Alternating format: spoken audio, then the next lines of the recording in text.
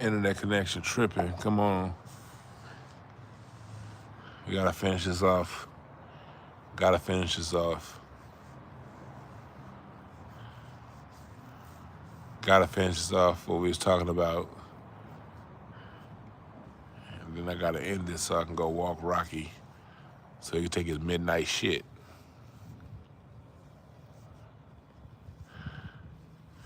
Yeah, YouTube. And my bars are good. I've been monitoring my bars. I've been on the 3 Wi-Fi bars the whole time. Where did I leave off, PJ and Tanya? Where did I leave off?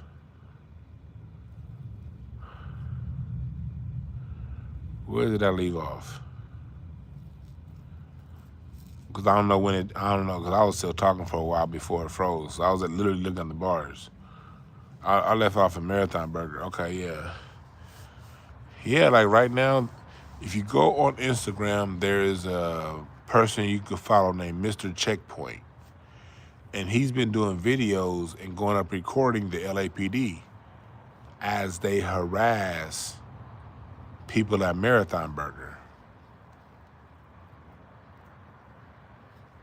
Right now. I'm talking about as of earlier this week, like Monday.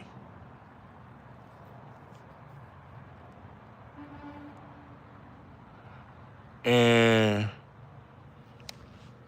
I was telling you, did y'all hear me tell that story about my friend, about somebody I used to know back in this promoter I used to know from back in the day named Chris Abalo? Chris, did I tell you about him? Did y'all hear that part? Well, I talked about him, but I don't know if you guys heard that part when I got into this dude I knew named Chris Sabalos. He was, if y'all remember the former LA Laker and Phoenix Suns Cedric Sabalos, All-Star. Do you remember Cedric Sabalos? Well, he has a brother named Chris, and Chris is a pretty good promoter out here in LA. And I used to play basketball with Chris back in the day. And he used to be a promoter at there was this bar out here in LA called the Atlas Bar and Grill. The Atlas Bar and Grill was off like Western and Wilshire, but like one block over. I think that street's McCadden. I forgot the name of that street. Well, anyway, is it Madden? Is it McCadden? I forgot the name of that street. But it's right there where that Denny's is on Wilshire and Western. And the Atlas Bar and Grill was a hot spot for black people. I think it was on Thursday nights. We're talking about the 90s and the early 2000s. Well, what the LAPD did, he ended up winning a lawsuit against the LAPD because they would just come out and give jaywalking tickets. It's literally 2 in the morning, no cars are coming. This is a side street. And when people were crossing a side street, the LAPD would come up and just they just harass anybody that looked like they were going into that successful black night.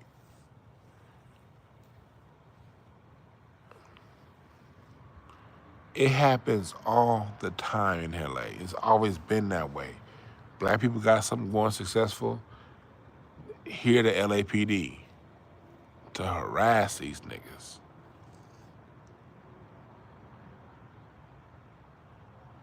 And the black folks would sue, they'd win, the LAPD would pay, and then go right back to doing what it's doing with the next nigga. But your night shut down. Here's some money. Go away, nigga. That's the LAPD. And instead of bringing that aspect up,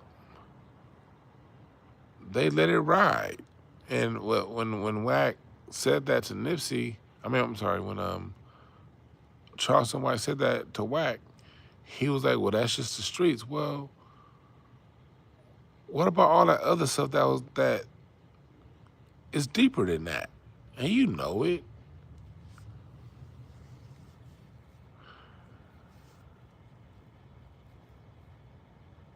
little catwalking.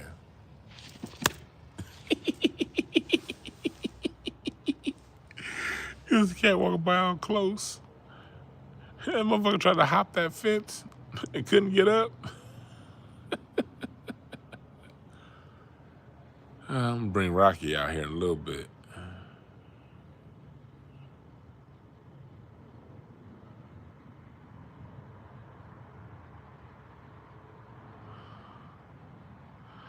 But yeah, it's deeper than that, and I will not allow somebody who talk all this street talking shit to tell me it's not. Because oftentimes a lot of the biggest pushback that I get is from the street talking niggas. Oh, I don't want to hear about no conspiracy. Nigga, do you understand the reason why you had to become a gangster is because long before you were born, there were social engineers that guaranteed a particular portion of our society would have to live this way through resource deprivation and and menticide through the school system. It's a setup. And just because you're unaware of the setup, don't mean those of us who see the game for what it is gotta shut up. We let you niggas talk about this street versus that street all day. But there's some of us out here that said, why is this happening? And you know what we did? We studied the social sciences, the sociologies, the cultural anthropologies, the civics, economics, and these various classes that you take within a particular major to be able to research and study how societies move and how civilization works. And although I didn't major in anthropology, I took more than enough classes in it to be able to study it and to understand what I'm looking at and to be able to ask the right questions. And there's a social engineering that took place long before your ass was born. So while you think, oh, black folks just don't get along, oh, black people just need to get it together, like, you gotta understand that this society moves through resources. All societies do. Through money, through shekels, through land, through resources. The engineers of society guarantee particular groups of people only have yay many resources for yo many people. If it's 100 people on a block, the social engineers make sure that only 60% of them are gonna be comfortably get it. The other 40% are gonna have to fight for it, and somebody's gonna be left out.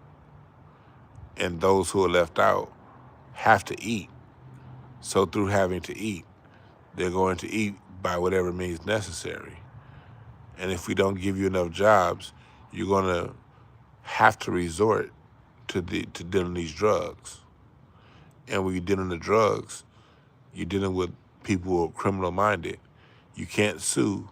See, in the corporate world, if someone steals from you in the corporate world, you can sue. You can't sue another drug dealer, so you gotta go the other route. And this was true when the Italians were forced to live in ghettos. This was true when the Jews were forced to live in ghettos. Around the world, anybody forced to live in a ghetto, they're gonna have to make their money through underhanded means. It's true with the Kennedys and bootlegging. It's true with everybody who's been forced to live in these conditions. They're not special. The Chinese,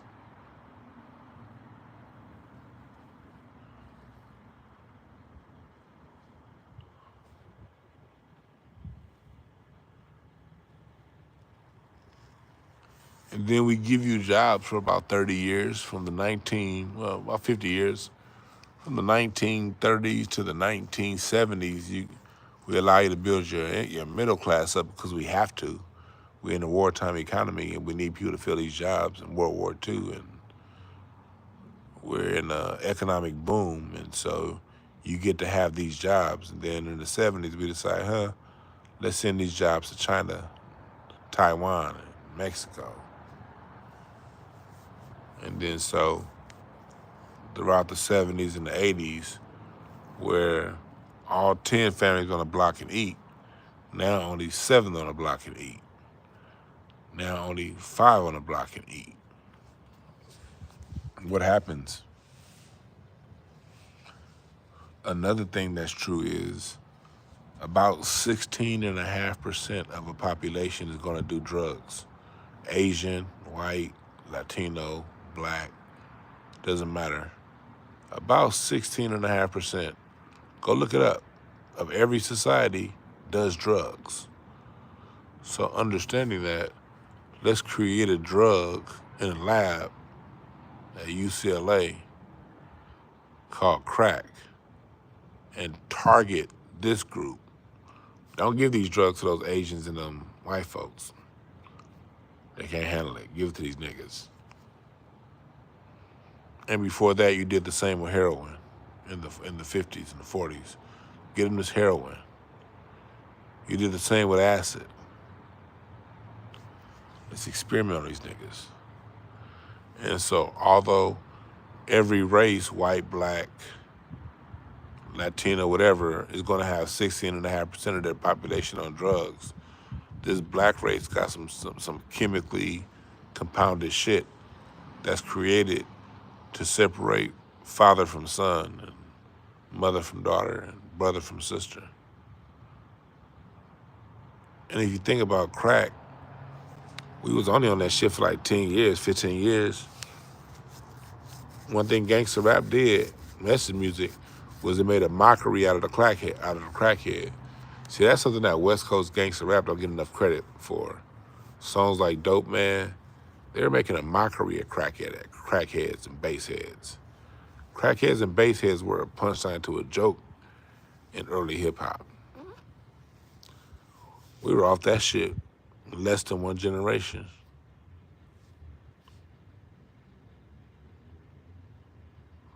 But in the meantime, it devastated our communities. Whereas before, if you were on drugs before, you could still function and keep a job, keep your family together. You on drugs, but you ain't strung out. They invented a drug and targeted one community that's gonna make them strung out. That has consequences, and we live in a consequence. That's not an excuse, that's social engineering. Anybody who dismisses social engineering as an excuse is just a fucking dummy.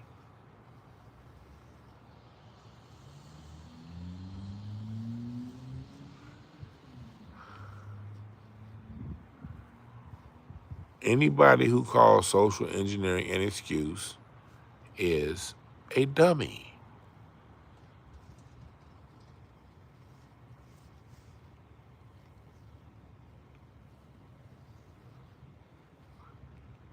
Because this shit is real. It doesn't mean social engineering doesn't capture everybody, but it captures a fair amount. And then now you use your media to highlight the group that it captured and say, hey, look, the group that the social engineering, although the social engineering only captured and got 5% of these people locked up and fucked up, the social engineering only worked on 10% of these people, 7% of these people. Let's highlight that 7%, that 10%, and make them the example of all of them. Left my cup.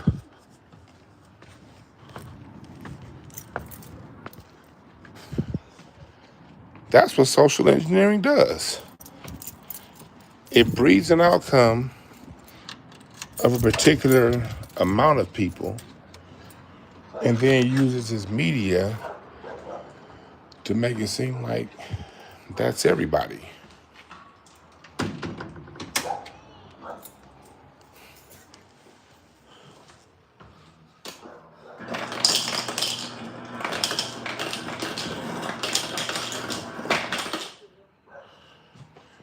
You see how it works? Huh? It's me. That's me.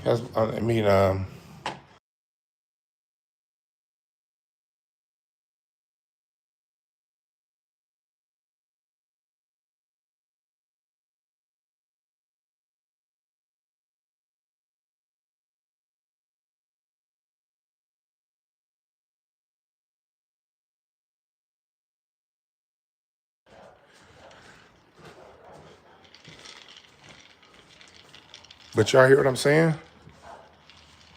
Y'all hear what I'm saying?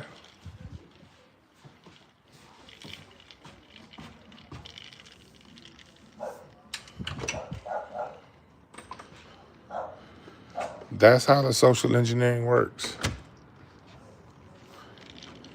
That's how the social engineering works.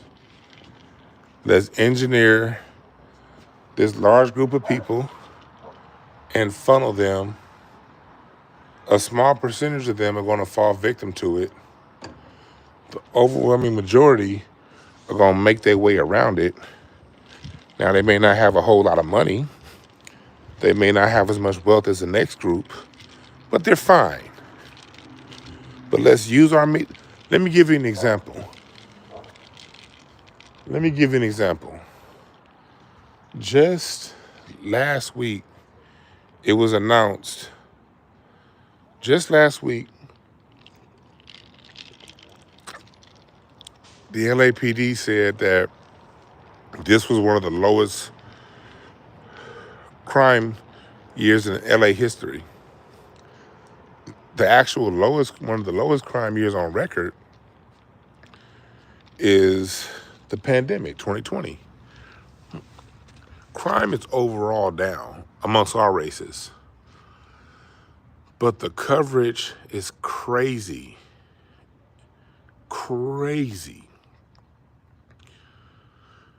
So it leads people to believe that times are now worse than they used to be. When in actuality, times are way better. There's way less crime now than there was in the early 90s and the 80s. It's way more people here in America now and way less crime than it was 30 years ago. That's just a fact. That's a fact. It's less crime now than it was in 1990. But the coverage will make you seem like we're living in apocalyptic times. No different than when it comes to us as black folks. We're fine. I lived in black neighborhoods my whole life, man. I've been lucky. I lived in hood black neighborhoods. I lived in black neighborhoods where there's a lot of money. And I lived in middle of the road where it's just middle, just down the middle, not extravagant, but not extra hood. I lived in all the black environments. And one thing is the same. The majority, even when you're in the hoodest of the hood, even when you 110 of the east of the 110 freeway, the overwhelming majority of the people that are there are good. 8 out of 10, solid. It's a few knuckleheads, and none of us like them knuckleheads. Cause we don't like dealing with they shit. But we all gotta get grouped by your Charleston Whites, your Anton Daniels. We all gotta get grouped with them fucking knuckleheads.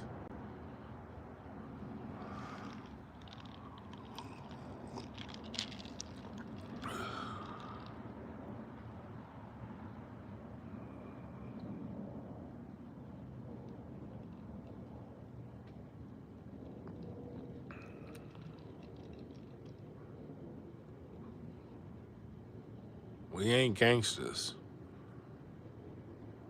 And to hold Kid Cudi to that standard is out of bounds.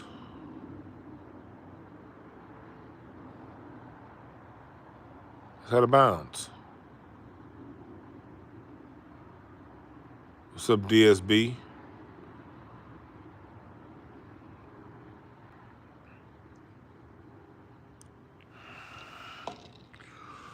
we gotta come outside, squares, non-gangsters, regular folks, people who not affiliated. We gotta stop being so fucking quiet.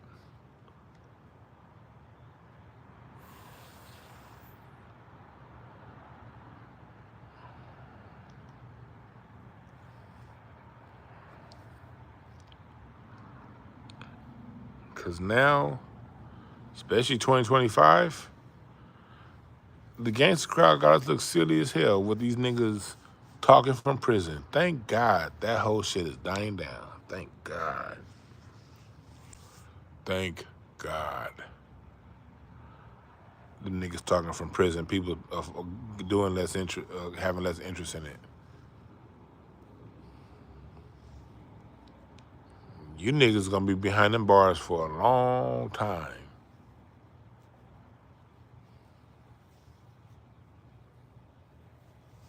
And over some dumb shit.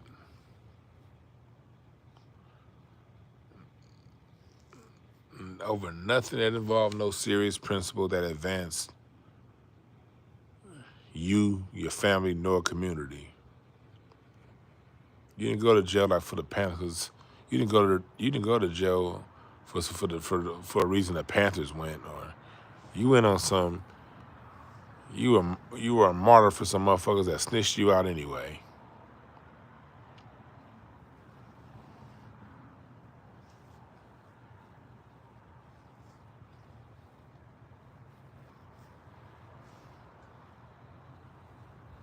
That's what I said. That part, like when it comes to people like Whack 100, I'm not mad at him. If people call him the police, look, I'm not even mad at that. I'm not mad at. Let's play devil's advocate and say everybody's right. Okay, Whack 100 is the police. He can only get you locked up if you did some shit that you admitted to on. Okay, he asked you some questions. Adam 22 asked you some questions, and you answered it. Did you do it? Again, I don't believe if you somebody that took something from somebody else, intentionally harmed somebody else, go to jail.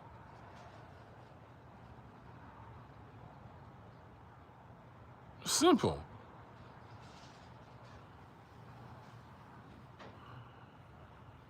It's simple. Like, go to jail. Okay, Whack 100 got you to admit and say something that you did to take from somebody else. Salute Whack. I ain't got no issues with no Whack 100. I'm not saying he is that. I don't know. But I'm just playing devil's advocate. Say he is that. I don't know. Say he is that. Ultimate result is somebody who broke the law, go pay for their crime. Fuck him. I ain't mad at him for that.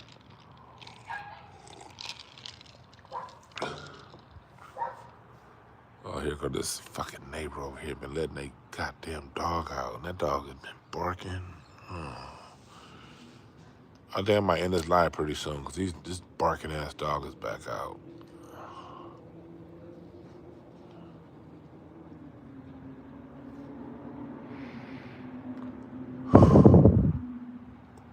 Anyway,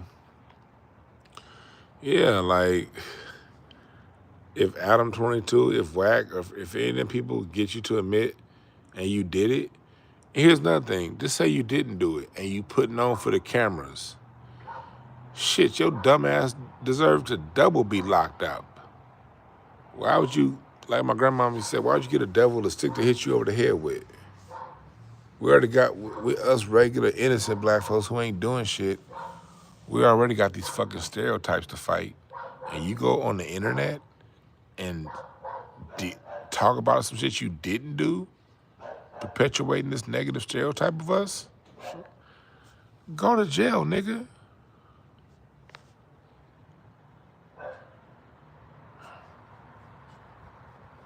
Bye. Bye.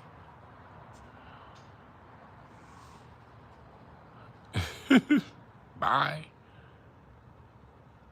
Nigga, shit, I meet Whack 100. I'm buying that nigga a steak dinner. Nigga, let's go to goddamn Ruth Chris, nigga. Thank you. That's one less criminal on the streets. Get him the fuck out of here. See, I'm not one to criticize people like Whack for that. Get him out of here. If the LAPD, if y'all got him or FBI or whatever, if you got niggas like Whack 100 out here to get niggas to snitch on themselves, good strategy. I said it.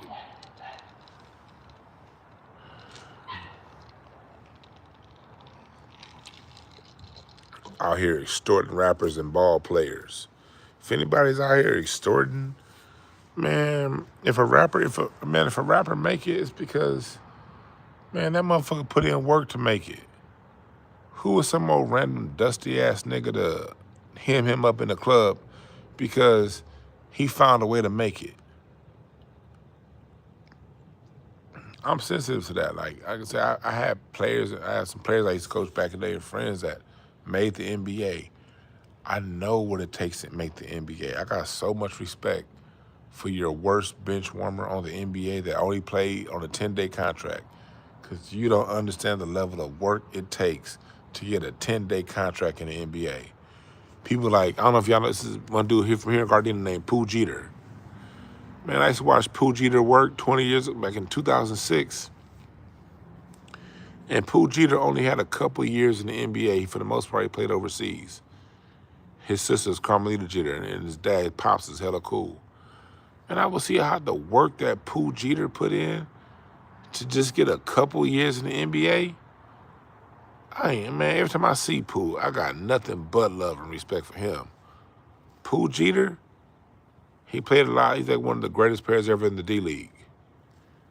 And y'all don't even know who he is, but the work that dude put in, and like I used to see Brandon Jennings around here, and I remember Trevor Ariza coming up. I remember every time I see Trevor, it's nothing but love, man. I love Trevor Ariza. I love that nigga. We ain't never had a personal relationship like that, but he went to Westchester. When I was a senior, he was a freshman at Westchester. And then we just knew a lot of the same people throughout the years, people who trained him and stuff like that, and then coaches and being in the club all the time. But I saw how hard Trevor Ariza worked, man.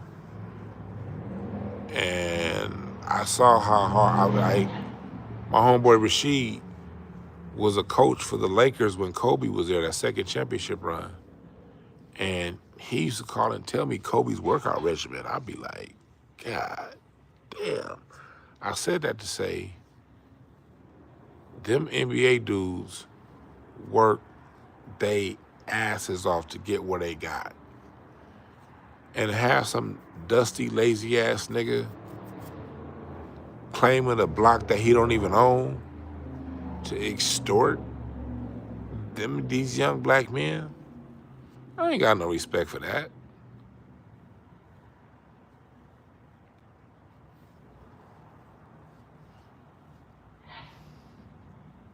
Am I wrong, chat room?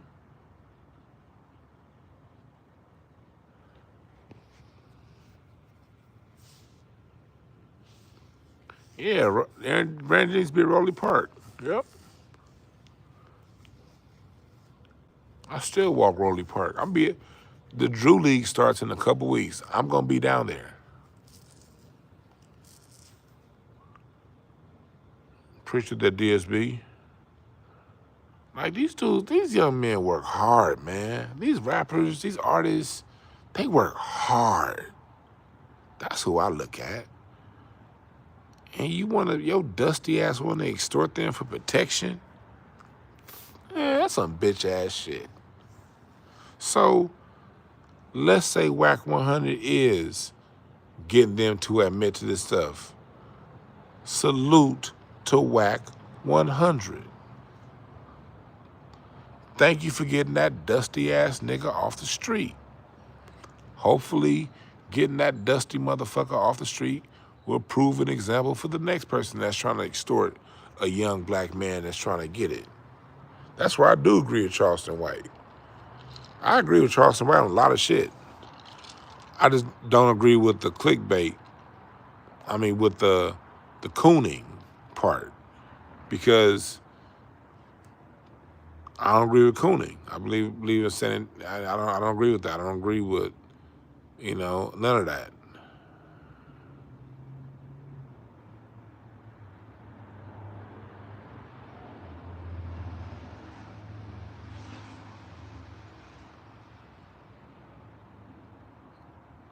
So when it come down to it, I don't criticize Whack 100. I don't think he's that. I just think that I think that Whack is a very intelligent businessman that does a good job of positioning his artists in a way that they attract attention to sell whatever they selling. He did it with Game. He did it with Blueface, and Blueface is a fucking horrible rapper. But for Whack 100 to get Blueface in front of all of us like the way he did, that's genius shit. The way he got Loose Cannon in front of us, that's some genius shit.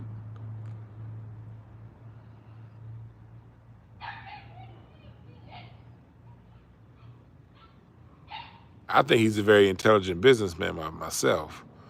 But for those, if I'm play devil's advocate and go along with what you guys are saying, if he gets a nigga that's extorting niggas locked up, salute.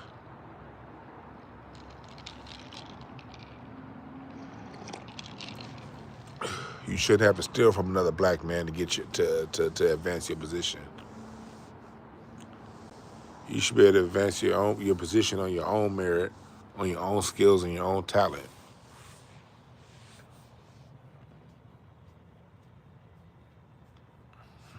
And if you gotta leverage somebody else's for you to come up, then you're a fucking parasite. You're a succubus. And I don't respect parasites and succubuses.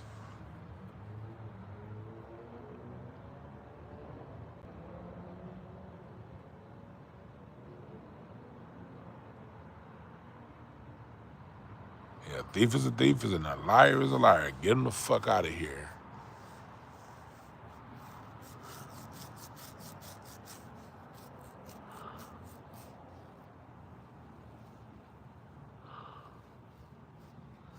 Yeah, I saw that when he told Mrs. chasing Future through the airport for money owed to Trick. Yeah, like, all them stories, it's like, look, if y'all want to tell them stories online, everybody deserves whatever the fuck they get.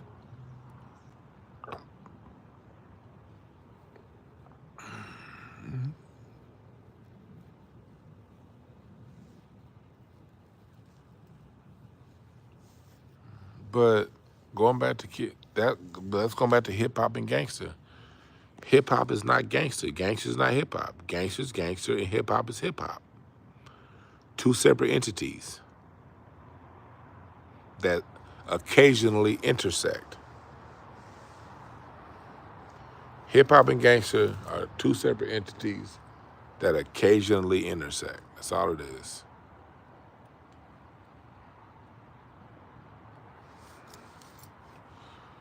Just like gangster and the blues intersect.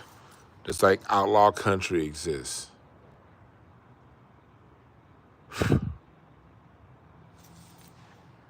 Just like death metal exists. Drill rap and death metal, same thing. Drill is a subculture, subsect of rap music. Death metal and gore. You ever hear gore? Oh my God. Drill and gangster rap ain't got shit on gore and death metal. Gore, listen to it. There's like, gore has songs talking about raping babies and eating their hearts. Do y'all know that? Death metal has songs about raping corpses and stabbing and raping sisters. Like, there are death metal songs where dudes are talking about raping their own sister.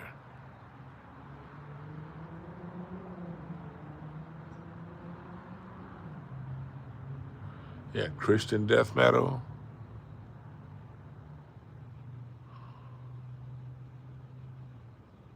And they got you focused. No. If death metal doesn't define rock and roll, Gangster don't define hip hop. Salute to Kid Cudi for taking that stand and telling the truth from his perspective. That's not, he didn't snitch. He told his story about someone who broke the law to affect his bottom line. Kid Cudi was at his first album, and you blew up his Porsche one album in. That's so weak. He ain't got money like that. What was Kid Cudi gonna do? Hire a hit squad to go after a fucking billionaire? Good luck.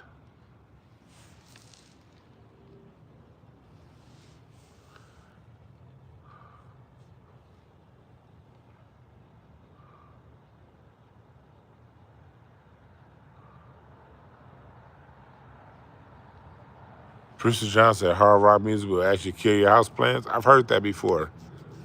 I gotta look further. Producer John, I've heard that before. No lie, I've heard that. That's right, Andrew Cuomo. White supremacy's best trick is deception. Real talk, Andre Bryant.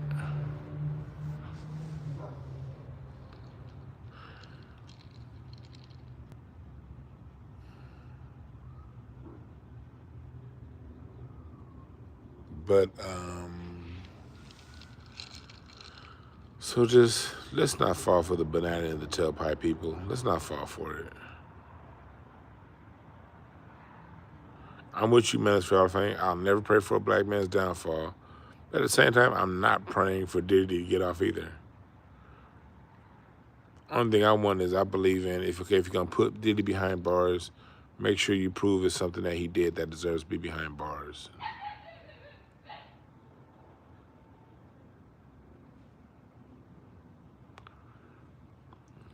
Well, Diddy's case should be a RICO. You know who else should be in that RICO? Lucien Grange, the real gangster. Clive Davis, the real gangster. They should be in that RICO. Remember, Lucien Grange was originally implicated. Let's never forget that. When the suit was originally filed, Lucien Grange was implicated. He somehow last May got his name out of it. Is it because he's a British knight? Is it because he is the head of the most powerful music group on earth? I don't know.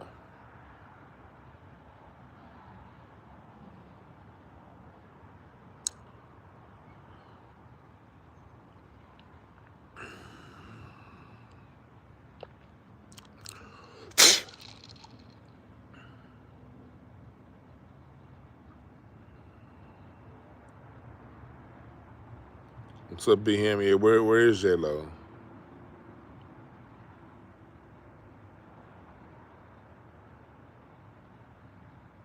So remember that, y'all. I'm about to get the fuck out of here, though. Walk Rocky and listen to some music. I need my Friday night sound bath, so I'm about to listen to some Earth and Fire to raise my vibration before I go to sleep.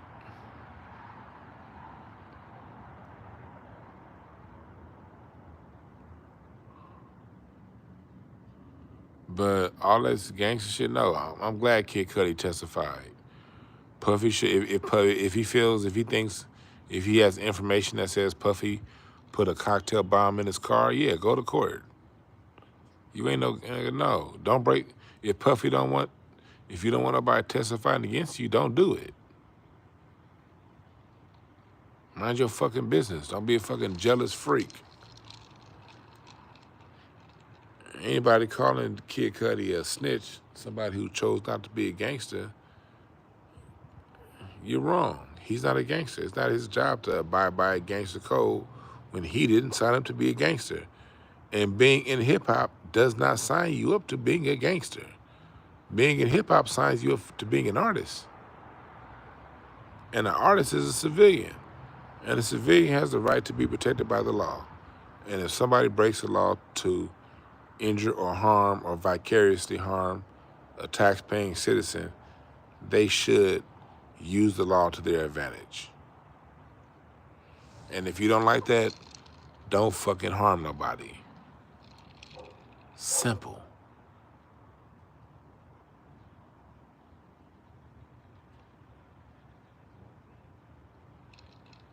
That's right, Ty Ingram. Easy lover.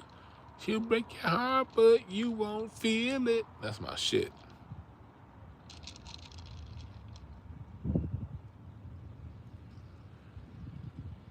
You can't say there's no Earth and Fire without Charles Stepney, because there was an Earth and Fire before Charles Stepney. But Charles Stepney is the person that polished Earth and Fire and made them the mega giants that they were. But songs like Evil and Head to the Sky before Charles Stepney was still some crazy, great, good music. But yeah, Charles Stepney was the great Charles Stepney. He made Earth and Fire the powerhouse. Earth and Fire probably would have fizzled out by the late 70s if it weren't for Charles Stepney.